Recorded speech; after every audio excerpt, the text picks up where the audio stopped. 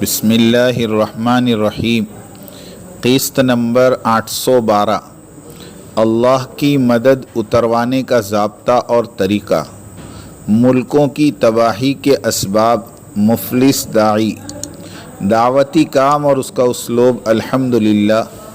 الحمدللہ وحدہ والصلاة والسلام علی من لا نبی بعدہ، اما بعد۔ اللہ کی مدد اتروانے کا ضابطہ اور طریقہ۔ آج کل تقریباً ہر مسلمان کی زبان پر اور اس کے دل و دماغ پر ایک سوال رہتا ہے کہ مسلمان ساری دنیا میں پستی اور خواری کی زندگی گزار رہے ہیں اور دعائیں بھی کرتے ہیں، مگر اللہ تعالیٰ کی مدد آتی نظر نہیں آتی۔ باوجود اس کے کہ مسلمان حق پر ہیں، مظلوم ہیں، پھر بھی ان کی مدد کیوں نہیں کی جاتی؟ اور ان کے اعداء اور مخالفین کو جو یقیناً باطل راستے پر ہیں، کیوں ان کے خلاف اللہ تعالیٰ کا جوش انتقام حرکت میں نہیں آتا؟ اور کیوں ان ظالموں کو تہس نہس نہیں کر دیا جاتا؟ اور کیوں ان کفار و مشرکین اور یہود و نصارہ کو مسلمانوں پر فوقیت اور برتری حاصل ہے؟ اور کیوں ان قاتلوں اور سفاکوں کو اس قدر ڈھیل دی جا رہی ہے؟ ان تمام سوالات کے جوابات کے بارے میں مناسب معلوم ہوتا ہے کہ قرآن اور حدیث اور سیرت طیبہ کی روشنی میں تفصیلی گفتگو کی جائے۔ مذکورہ بالا سوالوں کے جواب کے سلسلے میں چند باتیں عرض کی جاتی ہیں۔ اگر انہیں ذہن نشین کر لیا جائے تو امید ہے کہ مسلمانوں کے حق میں اللہ کی مدد نہ آنے کے اسباب اور وجوہ سمجھ میں آ جائیں گے۔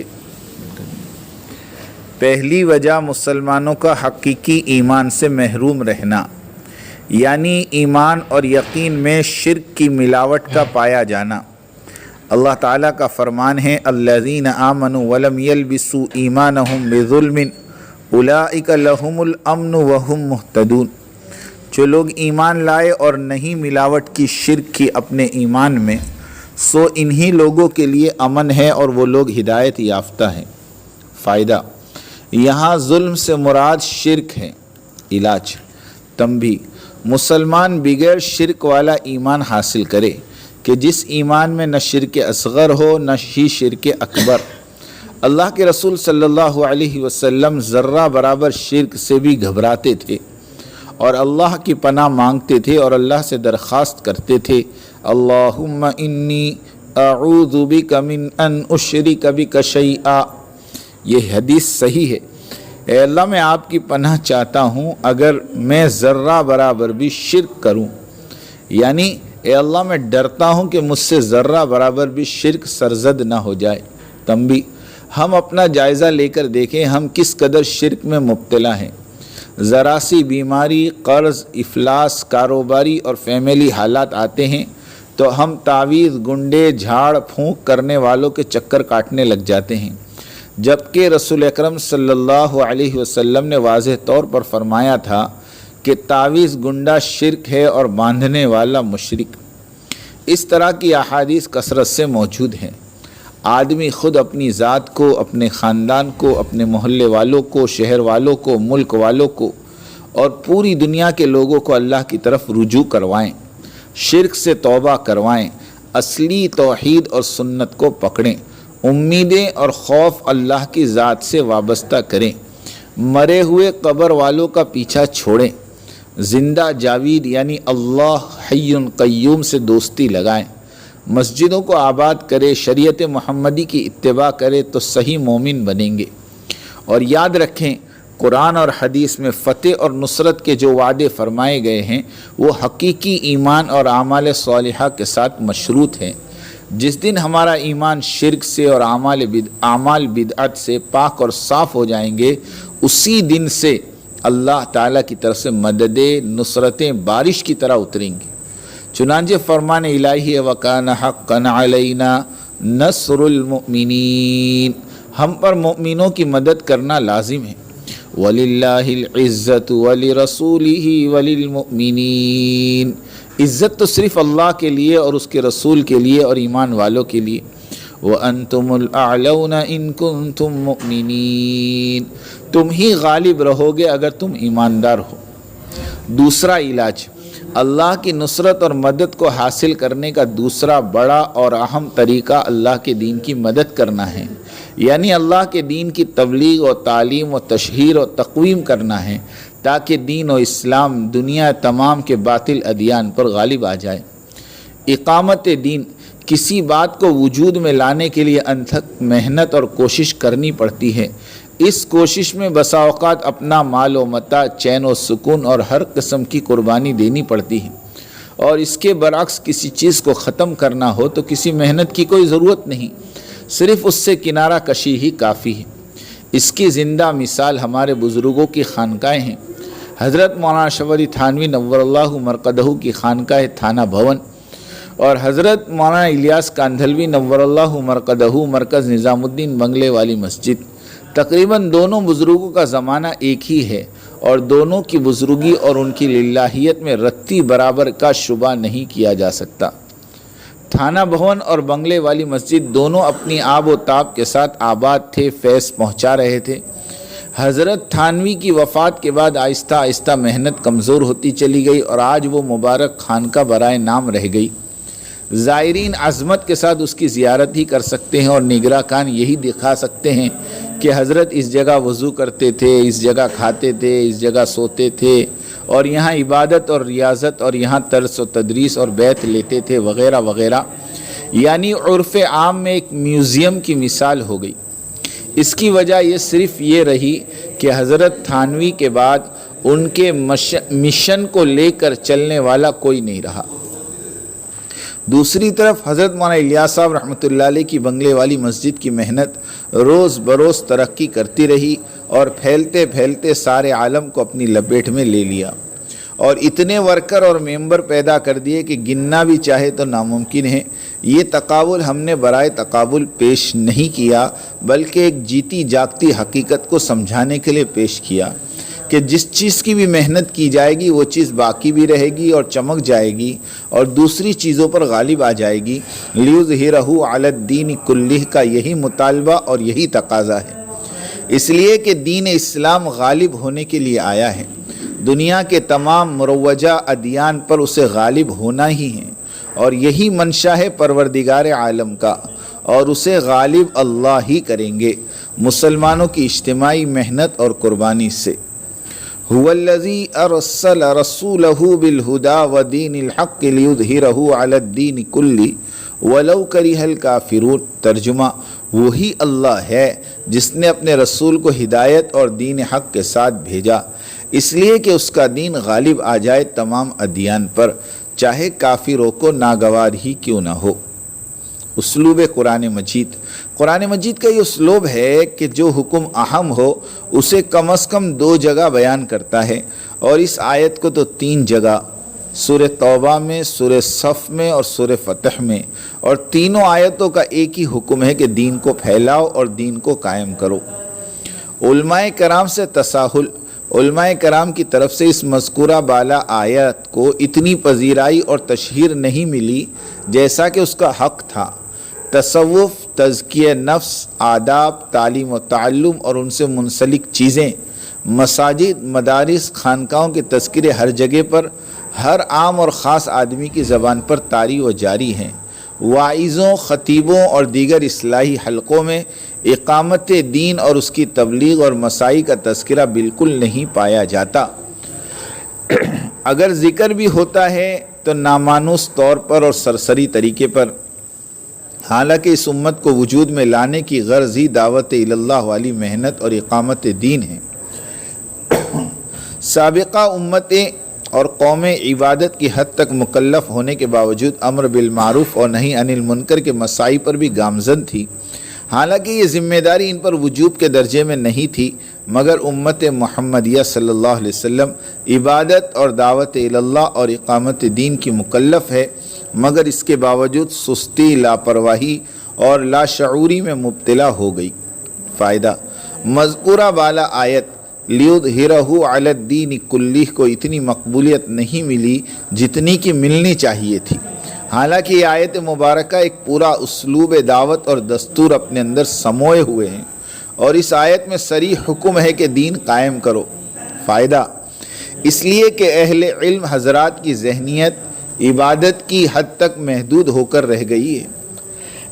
ممبروں پر، جلسوں میں، درس و تدریس میں ہر جگہ عبادت ہی کی باتیں کہی سنی جاتی ہیں، اور یہ بات ماننی پڑتی ہے کہ جس سطح کا دین عوام میں ہوگا اسی سطح کی دینی معلومات عوام میں گشت کر رہی ہوتی ہیں۔ ہمارے اندر عبادات کی سطح کا دین باقی رہ گیا ہے تو عبادت کی سطح کی ہی باتوں کا رواج چل پڑا۔ اس وقت اہل علم حضرات کا فرض منصبی ہے کہ اپنے حلقوں میں اس آیت لیظہرہ علی الدین کلہ کی بابت سیر حاصل تفسیر بیان کرے تاکہ امت مسلمہ دینی دعوت اور دینی فکر کو لے کر چلنے والی بنے۔ یہی اصلی اور حقیقی مدد اور نصرت ہے دین کی۔ یہ دعوتی کام کریں گے تو اللہ کی مدد اور نصرت کو قدم قدم پر سامنے پاؤ گے۔ فرمان الہی ہے، اگر تم اللہ کے دین کی مدد کرو گے تو وہ تمہاری مدد کرے گا اور تمہیں ثابت قدم رکھے گا۔ تنبیہ: حالات میں گھرے ہوئے روتے آدمی کے آنسوؤں کو پوچھنا کافی نہیں۔ رونے کے اسباب جانیے، اس کا علاج کیجیے، سب سے توبہ کروائیے، صحیح عقیدے پر لوٹ آنے کی تلقین کیجیے، سب کی تشکیل ہو، مسجد وار جماعتیں اپنے علاقے کے ایک فرد کے ایمان اور اعمال کی فکر کرے۔ یہی نہج نبوت ہے اور اسی میں ہماری بقا اور کامیابی ہے۔ ملکوں کی تباہی کے اسباب: کفر سے ملک تباہ نہیں ہوتے۔ نمرود اور فرعون کی حکومتیں لمبے عرصے تک قائم رہی، لیکن جب کفر والے ایمان والوں کو تنگ کرتے ہیں تو اللہ ان کی حکومتوں کو آنن فانن ملیا میٹ کر دیتے ہیں۔ لیکن مسلم ملک والے جب ایمان کے ہوتے ہوئے ایمان کے ساتھ شرک کرتے ہیں تو اللہ تعالیٰ زلزلوں، قحط، بلاؤں اور جنگوں کے تسلط سے ان ملکوں اور علاقوں کا صفایا کر ڈالتے ہیں۔ عراق، ایران، شام، یمن، یہ ساری آبادیاں شرک سے بھری پڑی ہیں۔ حجاز اور حجازی توحید پرست ہیں۔ اللہ تعالیٰ نے انہیں آسمانی، زمینی، پہاڑی اور ہوائی سب آفتوں سے محفوظ رکھا اور اپنا وعدہ سچ کر دکھایا۔ اولئک لہم الامن وہم مہتدون۔ بقول حضرت علی میاں ندوی رحمۃ اللہ علیہ کے، حجازی ایمان اور عقیدے کی اس سطح پر ہیں کہ ہمارا شب بیدار ان کے شرابی کبابی آدمی کے ایمان اور عقیدے کی سطح کو نہیں پہنچ سکتا۔ یہ واقعہ ہے کہ حجازی پر کتنی ہی مشکل آن پڑے، اس کی زبان پر اللہ کریم ہی رہتا ہے، وہ اللہ کے سوا کسی کو نہیں جانتا۔ دعوتی کام اسی لیے ہے کہ ایمان اور عقیدہ درست ہو، بدن سے نکلنے والے اعمال درست ہو، دل و دماغ پر انسانیت کی ہدایت کا غم اور فکر 24 گھنٹے سوار رہے اور انہی فکروں میں گھلنا نصیب ہو، اور ہر مسجد 24 گھنٹے اعمال مساجد نبوی سے آباد ہو۔ اسی کی دعوت ہے، اسی کی فکر ہے۔ جب تک پتہ تھا اپنا تو رب کا پتہ نہ تھا، رب کا پتہ ملا تو اپنا پتہ نہ ہو۔ مفلس داعی وہ بدنصیب شخص ہے جو اٹھاتا بھرپور اخلاص کے ساتھ، اللہ نے اسے اس کام میں چلا دیا، لوگ اسے جاننے پہچاننے لگ گئے تو یہ اچانک بڑا بن بیٹھا اور لوگوں سے اپنی بڑائی منوانے کی جستجو میں لگ گیا، اور اس حب جہ کو پورا کرنے کی خاطر اپنا روپیہ پیسہ پانی کی طرح بہایا، مخلصین کے صفوں میں دراڑیں ڈالی، طرح طرح کی اسکیمیں بنائی، مگر کچھ ہاتھ نہ آیا۔ بالآخر قدرت کے فیصلوں کے سامنے عاجز اور لاچار ہو کر سسک کر مر گیا۔ یہی انجام ہے متکبرین اور جبارین کا۔ فرعون، حامان، قارون اور شداد یہ صاحب مال و ثروت لوگ تھے۔ بڑائی اور کبریائی کے حصول کی ہوس نے انہیں کہیں کا نہیں چھوڑا۔ یہی حال آج ہمارے دعوتی کام کرنے والے چند ساتھیوں کا ہے۔ وہ رات دن اسی جستجو میں لگے رہتے ہیں کہ دعوتی کام اور اس کی ترتیب اپنے گھر کی لونڈی بن جائے اور ملک کے خداداد کا دعوتی کام ہمارے اشاروں پر چلے، ہم بڑے گردانے جائیں۔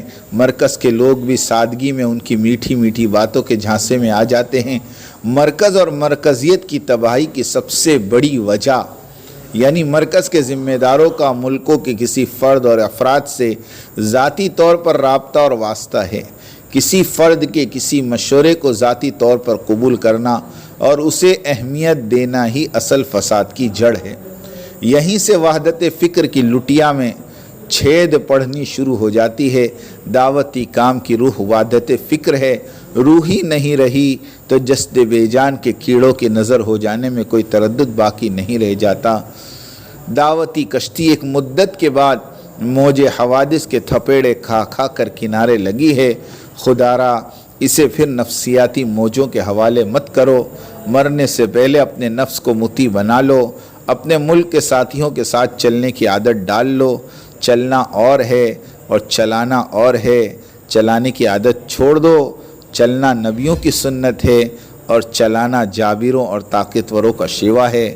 منزل تو چلنے والوں کی قسمت میں ہوتی ہے، چلانے والا جہاں تھا وہیں کھڑا رہے گا، وہیں مرے گا، وہیں سڑے گا۔